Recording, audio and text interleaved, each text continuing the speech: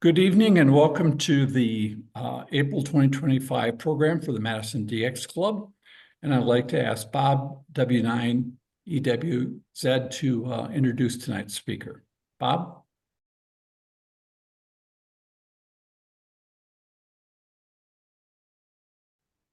Right. Well, thanks. Listen, before I start, I just want to welcome VK3 Baker Delta X-ray to our program tonight. So now we have two VKs on with us, and so it's always a pleasure to have other people on from other parts of the world. But it's a pleasure now to welcome a fellow DXer from Wisconsin, Bob Ronk. He's W9PA, and I apologize for my screw up in sending out some notices calling him W9. I'm sorry, I did it again. His call is W9AP, and some of my notices said he was W9PA. I did get a reasonably pleasant email from W9PA telling me that he wasn't planning on giving a program tonight. So anyway, Bob Ronk is our program presenter, W9AP. Bob has a history in DXing a little bit like mine, where we both took a hiatus from DXing over decades due to family and career, and got back on a little bit later in life. Bob returned in 2017 when he really became active again. And he's been on some DXpeditions since then. He was in Ghana at 9G4X. And also he's been to St. Martin quite a few times. He's got a bit on me. I think he's up to 329. So yeah, 329. So he's almost there, almost to the honor roll. He's got he's got 3 countries on me. So I'm working to catch up with you, Bob. Anyway, he's really into DXing now, and he's very involved in it. He's a life member of the ARRL, and he's the president of the Northeast Wisconsin DX Association. He's also a member of the Northern Illinois DX Association, and he is the general chair for W9DXCC this year. So he's a very active guy. And so we welcome you, Bob, and go ahead whenever you're ready to start. Super. Thank you, Bob. And thanks to the club for inviting me. I'm going to go ahead and, if I do this right, I should be able to share my screen. Let's see here. And hello to my friends that are on. Scott, WR0U. I've missed seeing you, but good to see you here. Let's see here, a couple of technical issues. It's a good thing I don't get graded on my technical skills.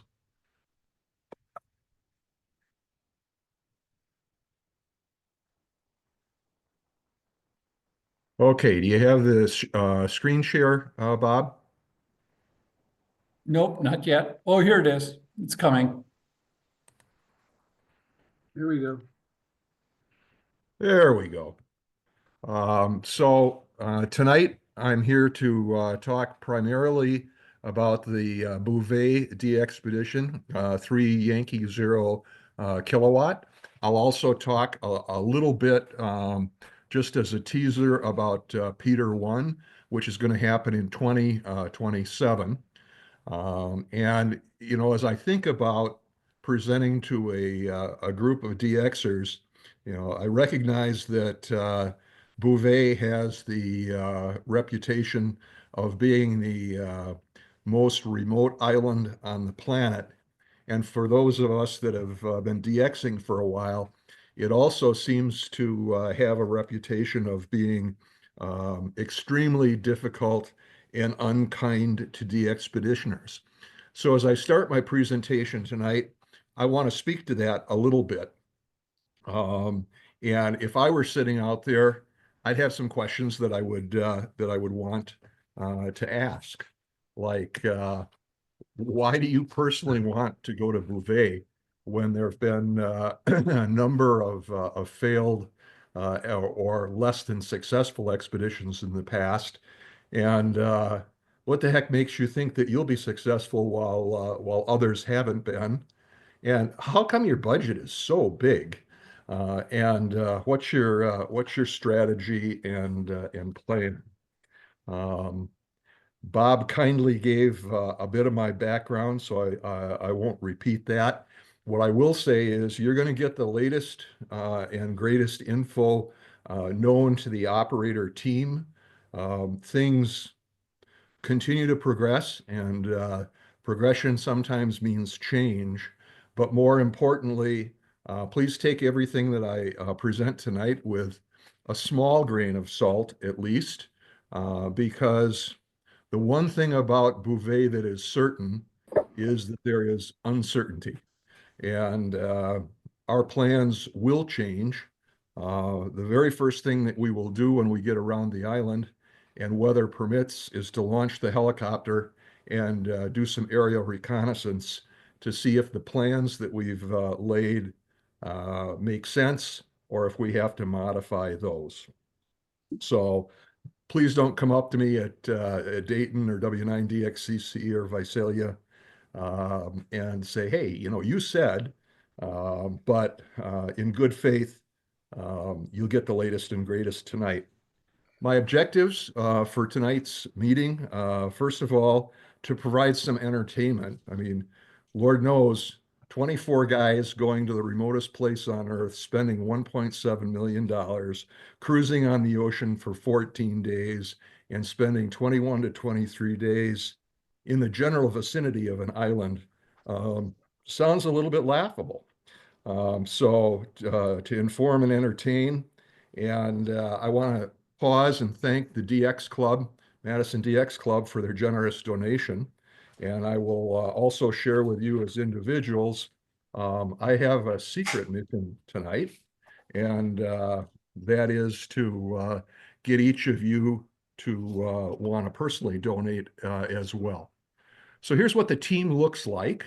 Ken Opskar, Lima Alpha Southern Gulf India Alpha, is really the team lead. He was also the team lead on the 2023 expedition. And I mentioned sort of mixed success. That one was a challenge. It ended up being less successful than what the leaders intended. In fact, if you were lucky enough to work some of the guys, please know that they literally put their lives on the line, as a number of them ended up having to swim to shore along a tagline. So the 3Y0J expedition challenging. And the comment that I'd have there is, at Bouvet, the environment is really the key. You'll see some pictures in a little while. Some look kind of calm. I'm not sure when those were taken, because most of the time, if you were to check on the Bouvet weather this time of year, you'd see some pretty consistent trends. The temperature is going to range from 32 to 34 degrees. The winds are going to be west or southwest at 25. That's on a calm day. They'll range up to about 45. And if there's a storm, they'll get as high as 75 miles an hour. The relative humidity, about 95%. So not a real hospitable climate necessarily to be walking into. And with that as background, you can imagine what 25 to 45 mile an hour winds can do with open ocean and the size of the waves. That's one of the limiters as to the calmness of the ocean. The other is the overcast nature and whether it's flyable, and we'll talk a little bit about that. So, and it's no small endeavor just to get there. Our plan is to leave Cape Town, South Africa on the 1st of February. We're thinking that it's going to be 36 days in duration total. We'll spend roughly a week going in each direction and roughly 3 weeks or thereabouts on and around the island. And hopefully at least 14 of those days will be onshore operating. A little bit about the plan and kind of what's different. You can see a shot of the ship, the Argus, in the background. That's a 300-foot long ice tug that's headquartered in Iceland and specializes in expeditions, both scientific and rescue. They move cargo around and so forth.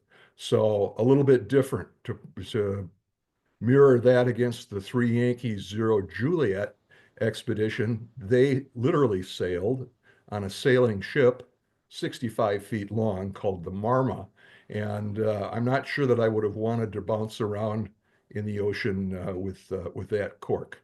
But 3 weeks plus around and good speed. We'll be gone, as I said, for about 5 weeks. Overall, I think the commitment will be 6+ weeks with the preload and then the post load. We'll be bringing 1 helicopter, larger than the 2 that the 3 Yankees 0 Zulu expedition brought. This is a for real helicopter that can handle some cargo.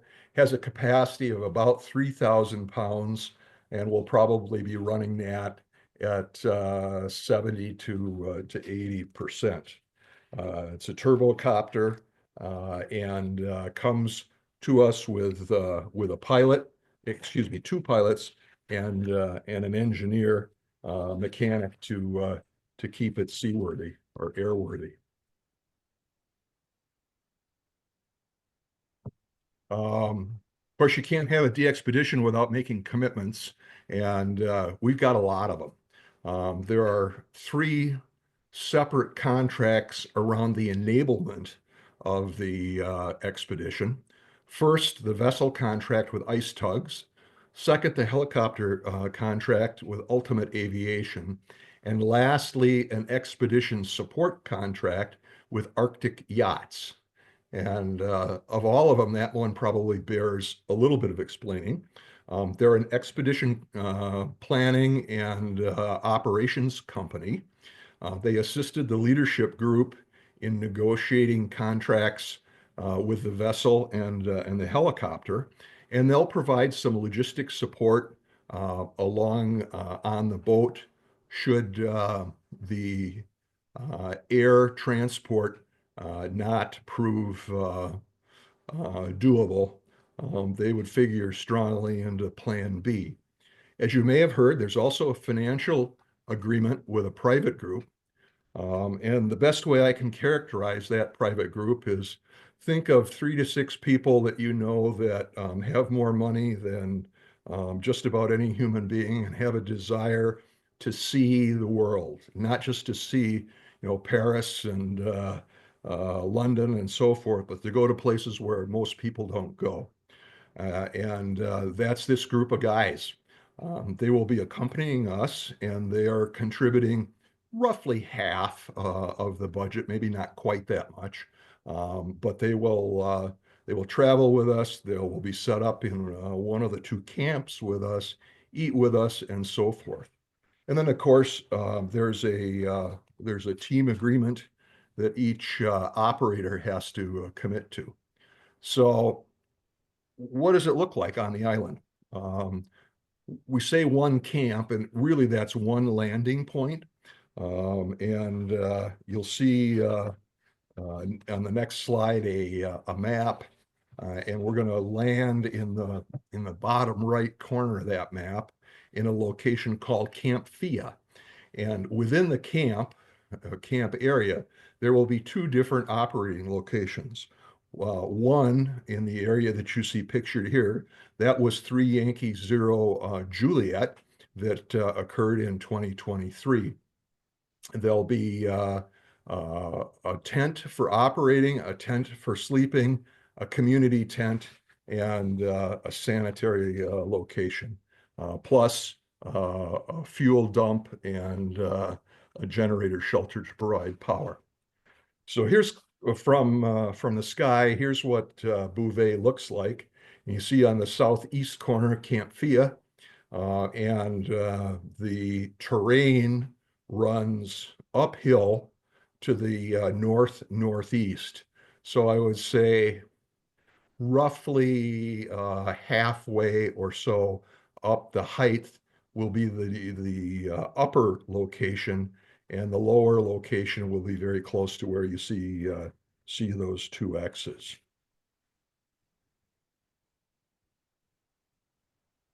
So it'll give you another look at what that looks like from the water. And again, I don't know what day they took this, and it must have only lasted 15 minutes to an hour, but a beautiful day. If it was all like this, it would be absolutely wonderful. Unfortunately, that's not what we expect. Here's what it looked like in April of last year, a shot by a passing ship, and you start to see the effect of the humidity, but you really can't see the waves and so forth. So the plan or strategy from an operating perspective, the lower location, as I mentioned, is where 3Y0J sat in 2023. And that's going to be, of the two, that's probably the most powerful location, in that we're going to have a 27-meter tall, 160-meter vertical, 4 squares for 40 and 80 monoband Yagis. The focus from there will be low band, high power. That's also where the satellite capabilities will be. The mix of operators is clearly slanted towards Europeans, and as a result, the QO100 satellite will get a lot of activity. The upper area will use single element verticals for the lower bands. We'll have monoband Yagis for the traditional contest bands, and a duo bander for 12 and 17.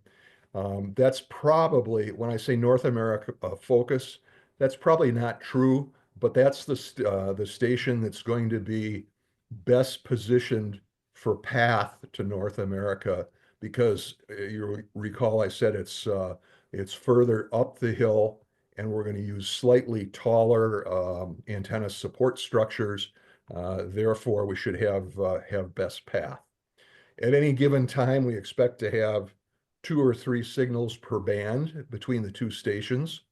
We'll run 500 watts on most bands, and we'll have at least 2 full power stations from each location, and may step down to barefoot or just over barefoot for some of the digital modes. The equipment, we are blessed by having ICOM supply us 12 7610 radios. We're going to have 5 RF kit amplifiers, solid state amplifiers, and 7 ACOM amplifiers. One of the team members, Crassy, K1LZ, is in charge of equipment and equipment procurement. And he's a part owner of ACOM. We have 10 brand new EU30IS generators. Those are basically 3 kilowatt, 220 volt gen sets. We'll also have some smaller ones that will be tasked to some of the ancillary buildings, as well as satellite. Going to use an ICOM 9700 for the Q100 station, and we also have Heberling equipment Yagi antennas, as I mentioned, low band verticals, and four squares. I won't bore you with the fine print here, other than to say that this is a risky DXpedition to go on, and each of the boldface headers here talks a little bit about how to mitigate some of that risk from a safety and preparedness standpoint. Of everything here, environmental considerations, safety and emergency plans, and a good solid effort at team coordination is part of what's going to be different. So the budget, big, almost $1.7 million. $1.5 million of it is in the kind of the nuts and bolts of the mechanics of getting there and living there. Equipment, almost a couple hundred grand. And keep in mind that that's non-radio, non-amplifier equipment that we'll be buying. We've baked in a $50,000 contingency, and we expect to see some synergies because largely the team that will be going to Peter 1 in February of 27 is most of the operators from Bouvet. And I think you can imagine leveraging at least the ship contract, if not the helicopter contracts. We'll get some volume discounts there. But it's an approach somewhat similar to the failed 3 Yankee 0 Zulu DXpedition back pre-COVID, with the exception that we feel like we've picked a much more solid ship. We're not taking 2 helicopters, we're taking 1, but it's a lot bigger and more capable than the one that they had. Financial support, that's a huge deal. When you have a $1.7 million budget, figure 800 to 900K of that has to come out of the DX community. Credit where credit is due. NCDXF has been a real enabler. A year ago, they agreed to $100,000 of seed money to get the expedition going. And earlier this year, they agreed to donate an additional up to $100,000 on a matching grant basis. And that grant depends on contributors outside of North America, which I, for one, think is a good deal. Clearly, North America's size and scope sponsors a lot of DXpeditions, and it'll be good to have the world community together there. And you can see some of the major supporters, major club supporters to date. And I'd be remiss if I didn't quickly remember to thank again Madison DX Club for your kind donation. These are the major equipment sponsors: ICOM, DX Engineering, RF Power, and ACOM. And the leadership team continues to work with other manufacturers that will provide some equipment. Of course, corporate sponsors, people from the business of the hobby, Daily DX and DX World from a bulletin perspective, as well as the EA1DX info site. BART SQ1K is our official apparel provider, and if you want, you can Google him and order some of the same teamwear that the team will be wearing, and a portion of that also goes to support the DXpedition, as well as Spider Beam. They're the provider of all of the vertical supports for the four squares, and also to support the Yagis. So, I said I'd talk a little bit about the overall logistics plan and Peter 1. Here's an interesting spaghetti diagram. You can see kind of where everything is coming from and going to. To start out, the radios will be sourced through ICOM USA, along with some other equipment, and that will be dispatched sometime this summer to the Oslo area in Norway. We have a container actually sitting on the ground there now. And that's so far loaded with generators and some miscellaneous equipment. Krassi has a manufacturing facility in Bulgaria, and that's where the Yagis are being manufactured. These are the same design Yagis that were used for the WRTC competition and so forth. So good solid design.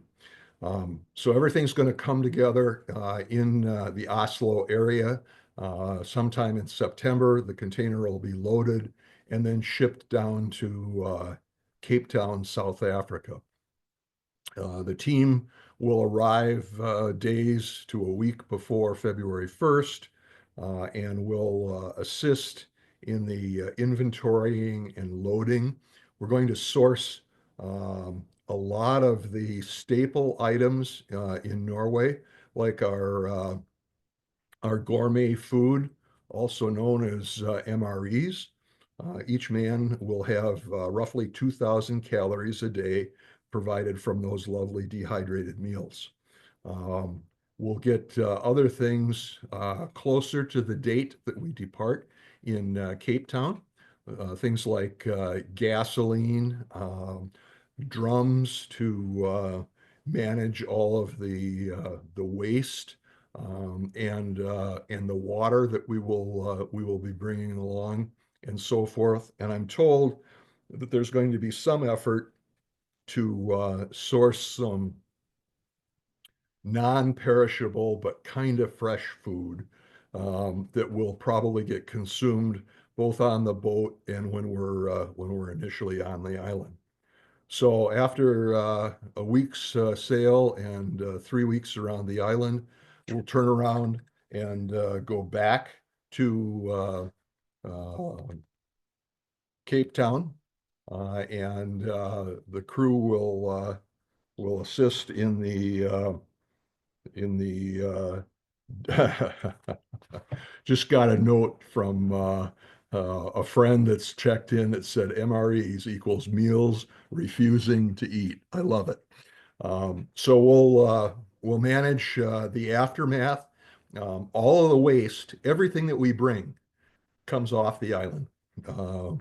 The antenna support structures will be held up with guy ropes. The guy ropes will be secured to boulders, essentially, that are in place. We'll drill holes in the boulders, put mountain climbing style pitons in there that we can clamp to, and even those will be removed and brought back.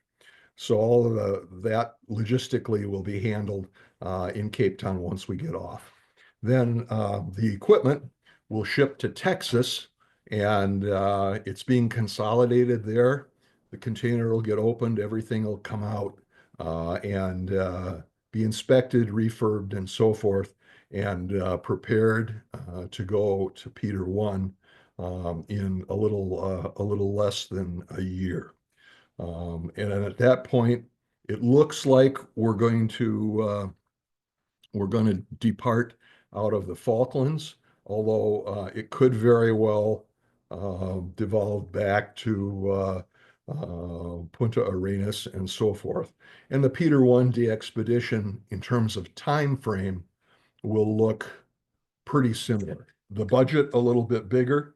That one will be about 1.8. We're required to take 2 helicopters there because of the further south in latitude. So about 1.8 plus Same general structure as what you have heard about on Bouvet. The one thing that I will mention is as of, probably a week or 10 days ago, we had 2 openings for operators to go to Bouvet. So if you're really motivated by what I've had to say tonight and want to volunteer, reach out to me either now or via QRZ, and I'll get you in the right place. So there's more information on our website, 3 Yankee 0 kilowatt, and there's donation buttons that you can click to either go via a secure credit card app or through PayPal. The only thing I think I forgot to mention is why the heck am I going? To me, it's an opportunity of a lifetime. I'm an adventurer. A number of people would say maybe I step along the edge carefully from time to time.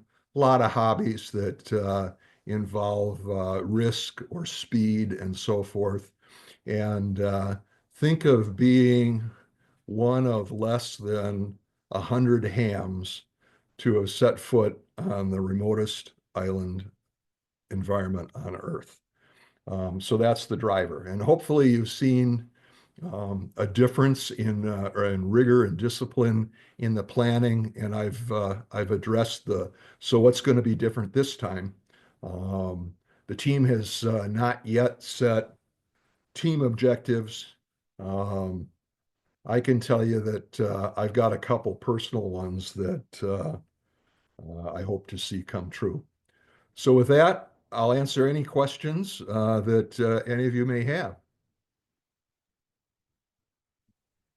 Well, first, Bob, let me just say that that was a great presentation, very clear, and I guess maybe to get the question started out, what were kind of the major lessons that you applied to this DXpedition from the other ones with respect to be it generators, helicopters, or other things maybe that you haven't addressed yet?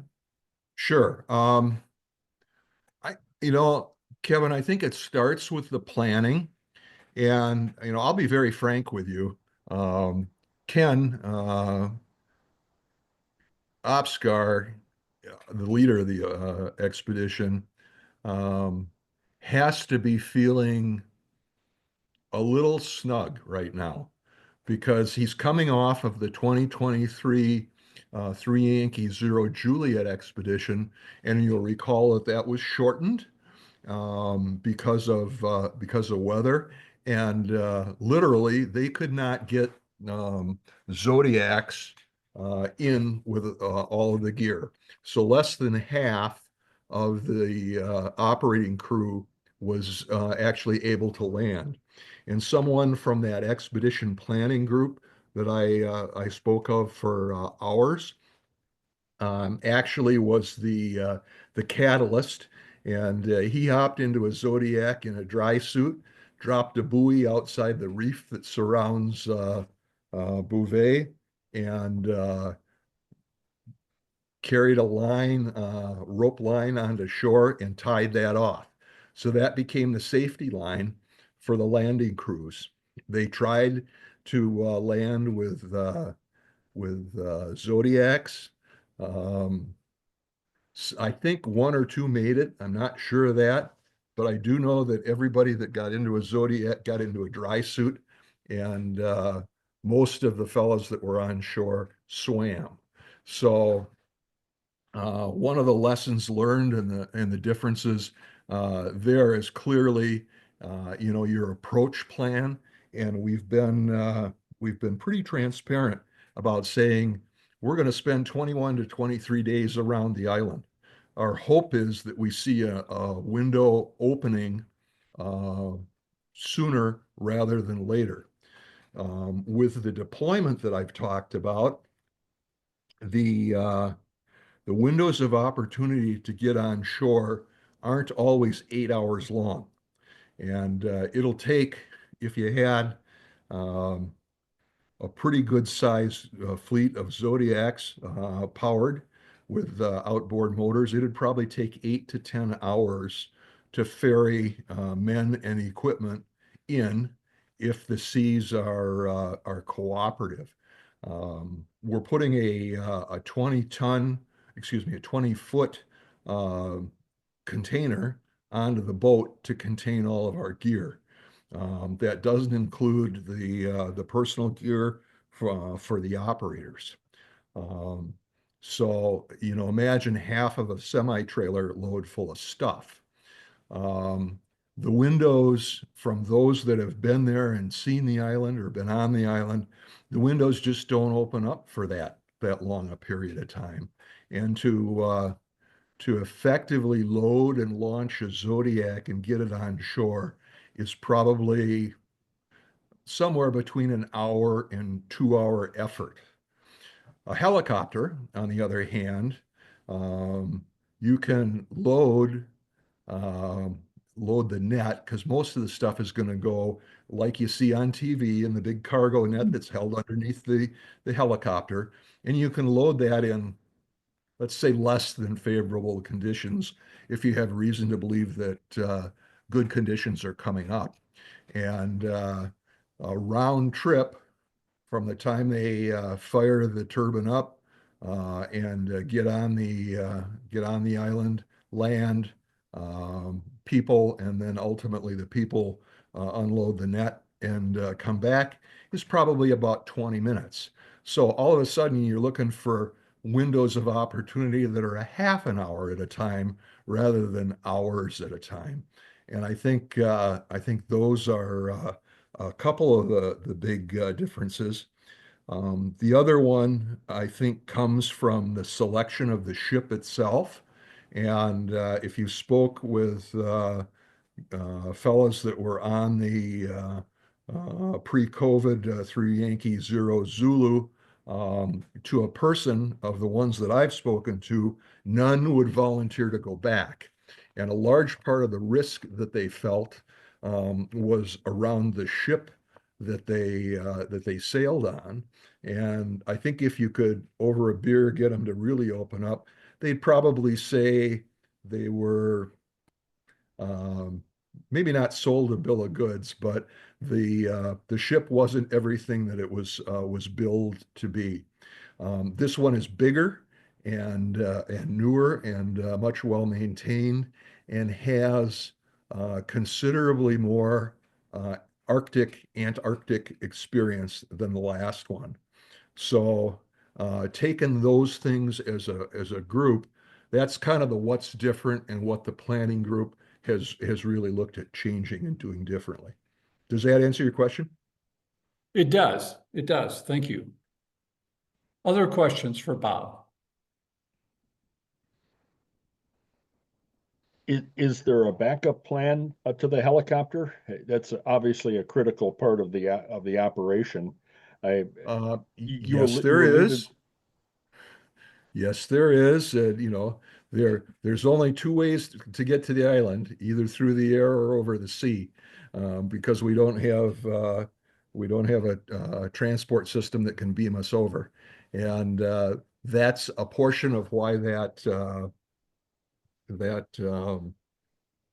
expedition group is there.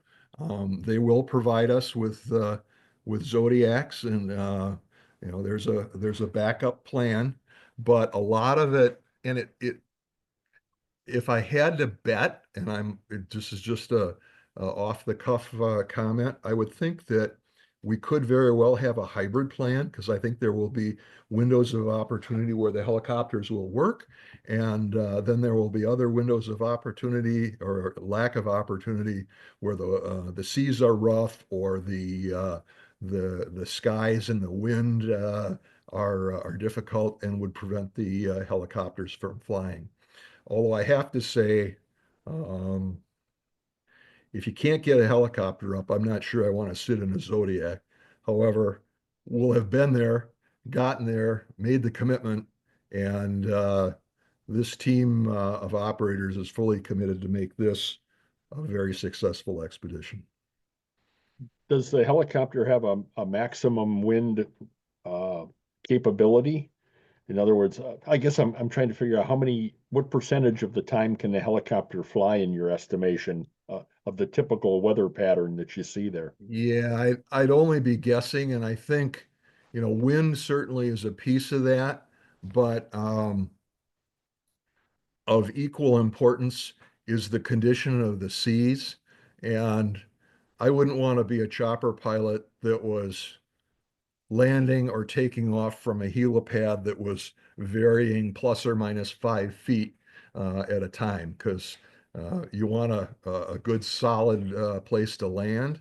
And the impact of visibility with the higher winds is the other issue. I think the other thing a chopper pilot would say is they want to have reasonable contrast when they're coming in for a landing, so that they know that, hey, it's time to be almost at zero speed as I'm coming close to touchdown. We cannot land on the glacier. 95% of the island is covered by a glacier.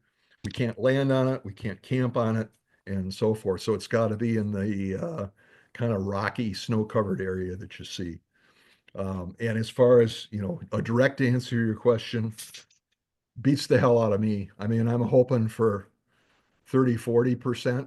I think we could probably still do it at 10 or 20, just because of the shorter windows. Remember, Go ahead. remember that it's not just putting men and equipment there. Once you're there, you got to do something. And if you're a camper, you know what it's like to put a tent up. Now imagine putting that tent up in 20 to 30 mile an hour winds. And as a team, we're meeting in Oslo at the end of this month, first couple of days of May, to do some projects, do some training. Part of that, believe it or not, is going to be centered on how do you put the tents up that we're going to be staying in, because the most important things once you get on the island are A, having shelter, and B, being dry. If you don't have those two things, you're going to be a hurting unit. Bob, there was a question by Hal, I think, that was wondering about whether you have a physician or medical tech kind of person on the crew. There is currently not an MD that is signed on as an operator. However, the expedition company is actually providing two individuals, and one of them is a physician's assistant. So it's not like we won't have some access, but as I told my kids, who are all adults now, and they said, "Dad, what happens if you get hurt?" And I said, "Well, first off, it'll shorten a really great vacation, or I'll die." It's going to be one, those are the kind of the two extremes. We'll be able to extract from the island in terms of sickness or injury, but extraction means going out to the boat, and the boat's going to be on station until the last day, and then we'll cruise back. So a broken leg, not so serious. I had a detached retina in early February. I would come back blind in that eye if that happened on the island. I assume the boat probably has an infirmary room or some basic medical stuff. I'm sure they have a cot with some first aid stuff. Okay. Any other questions for Bob?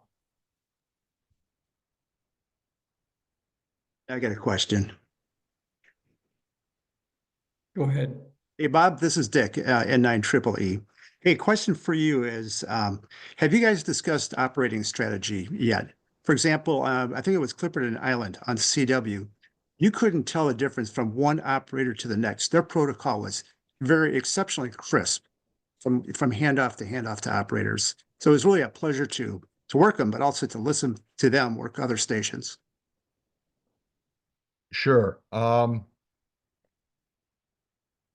guess the one observation that I would have as a U.S. ham going on an international DXpedition like this that is largely led by Europeans is that Europeans think differently than we do. They act differently, and their management style is a little bit different. And I don't say that being critical. I think there's more rigor in the process, and we've not yet, to answer your question directly, Dick, we've not yet had discussions specifically about operating strategy. But I do expect that to be a part of the May meeting in Oslo. I will tell you that there will be, I don't want to say drill sergeants, operational leads at each of the radio locations on each of the shifts. We will operate in shifts that will probably be 3, 4, and 5 hours long. And they will alternate such that the operators will move around the clock and get to experience all of the varying propagation. And that operator or that lead person will make the decisions about bands and modes in the moment, probably in part based on what we've already done, and in part based on propagation. Great, thank you.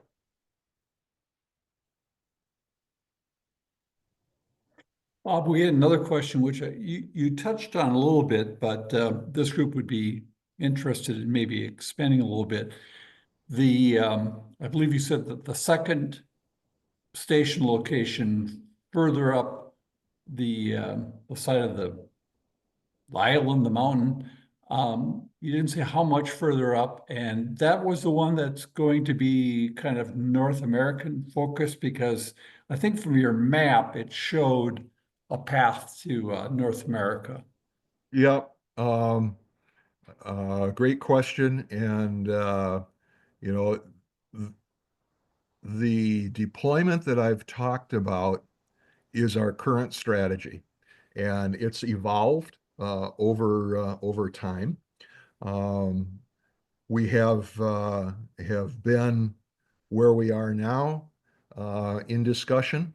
We've also had thoughts of a second deployment further west on the island, but the difficulty with supply and supplying 2 locations with consumables like fuel and water that are going to be coming from the ship is a factor there.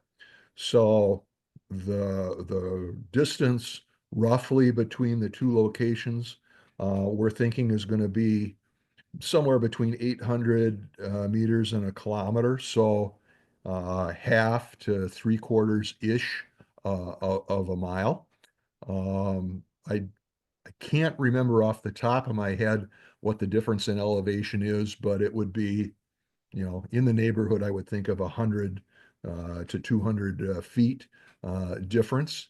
We wanted to have the locations close enough that they would be safely walkable, and safely walkable has a lot of factors involved in it.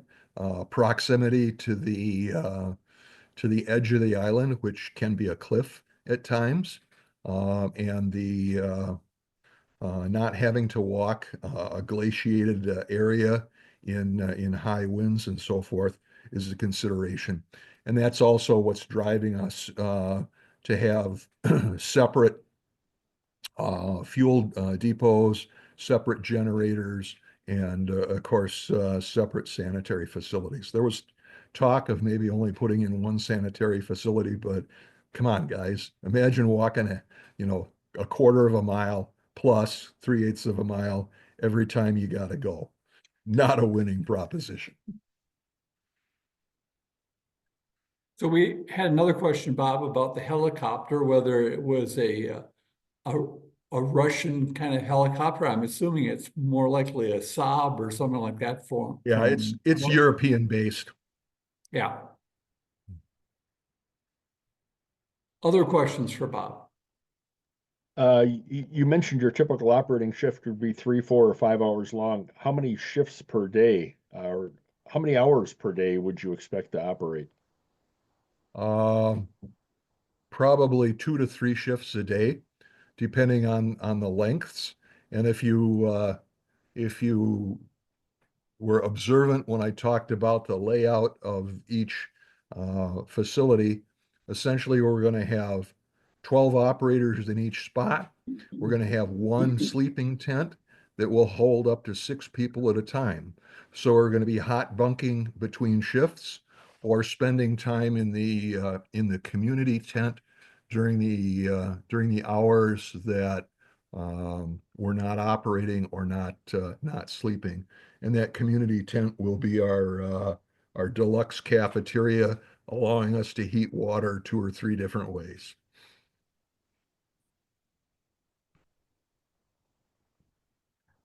Bob, go I ahead. guess just one additional comment. I've been asked, so what do you think the personal challenge is on this DXpedition? And clearly there are some physical challenges that you can pretty well foresee. The environment, the weather, staying warm. The kiss of death is to get wet, and there's 2 ways to get wet. Basically, you can fall in the water or you can sweat, and those are both equally bad. But I think the greater challenge is you're going to be in an environment that's not really friendly.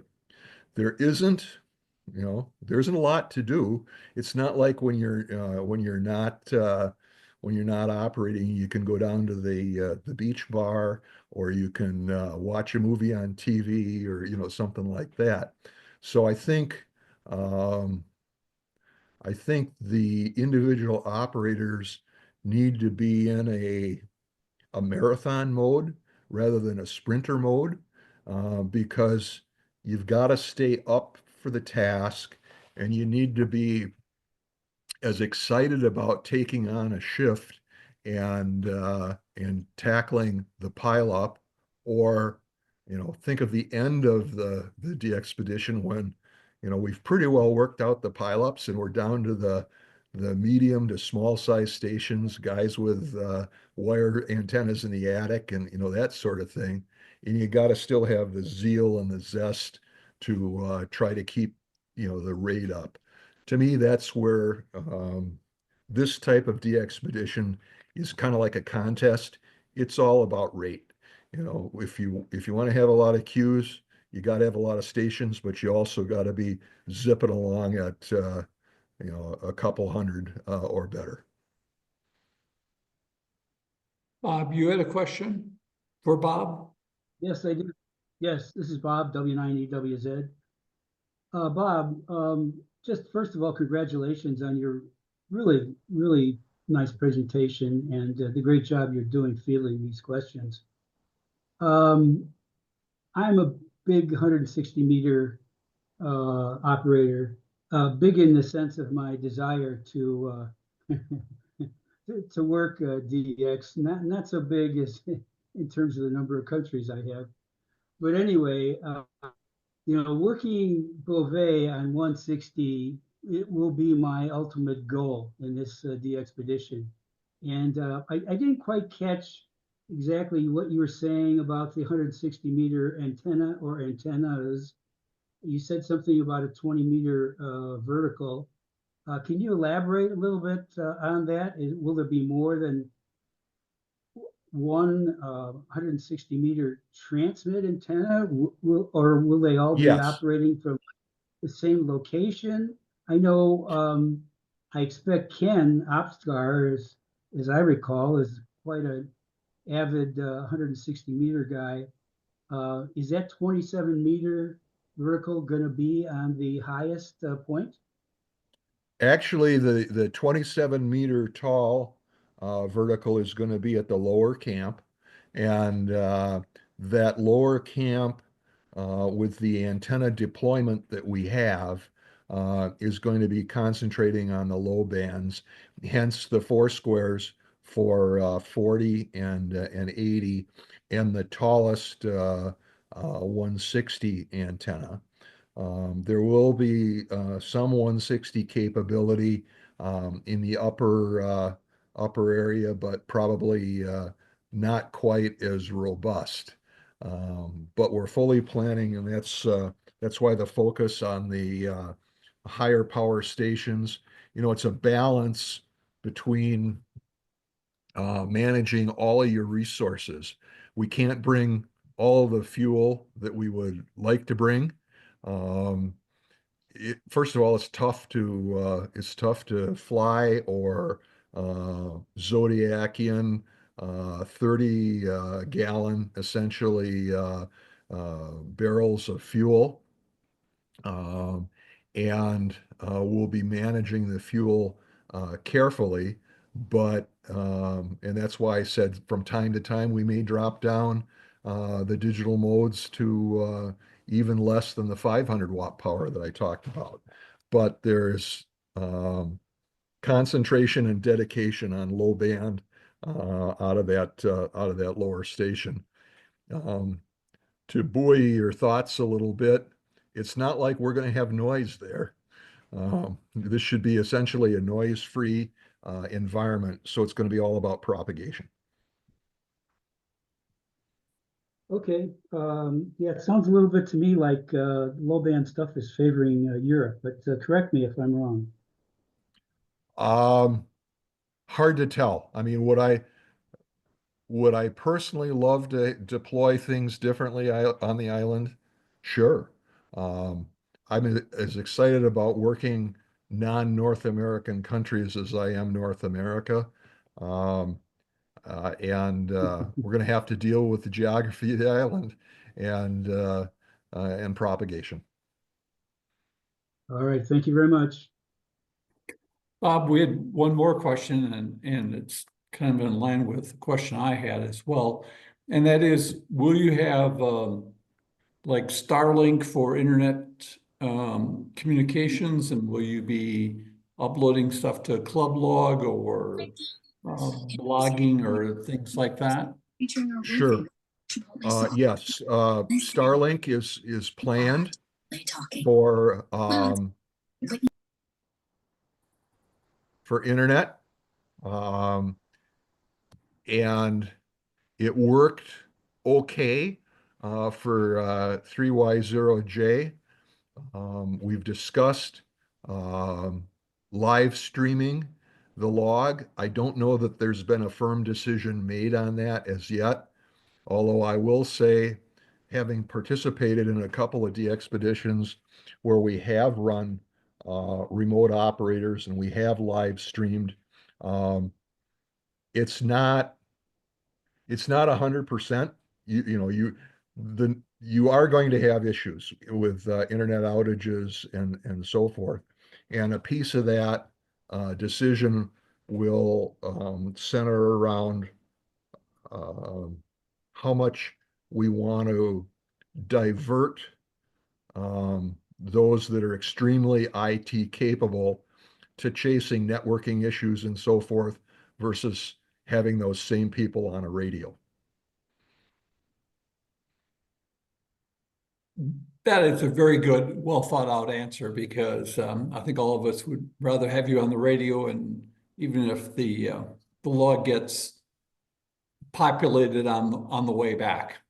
Well, there's benefits to live streaming. Having been on that side before, it really helps you in terms of controlling rate, and good operators will check the live stream before they come back and make the first, second, and third insurance contacts. If they see themselves in the log, they're going to be looking for band slots rather than insurance contacts.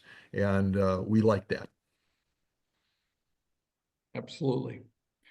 Any final questions for Bob? Well, Bob, on behalf of our club and us as individuals, we really appreciate not only the time that you spent with us this evening, but obviously all the time that you and the entire team have been putting into this. I hope after this successful expedition, you can come back and talk to us about Peter 1. And it's a fascinating story. It's a great adventure that you're about to that you are already on. Planning can be as much fun in some regards as the whole thing. And in this case, planning, from what you've said, is obviously very good and extremely important. So with that, unless there's any final questions, let me just see if I had something here that someone had. Oh, nope. We got all of our questions. Bob, thank you. And thanks to everyone, and a good evening to everyone. You bet. Thanks for the opportunity, guys.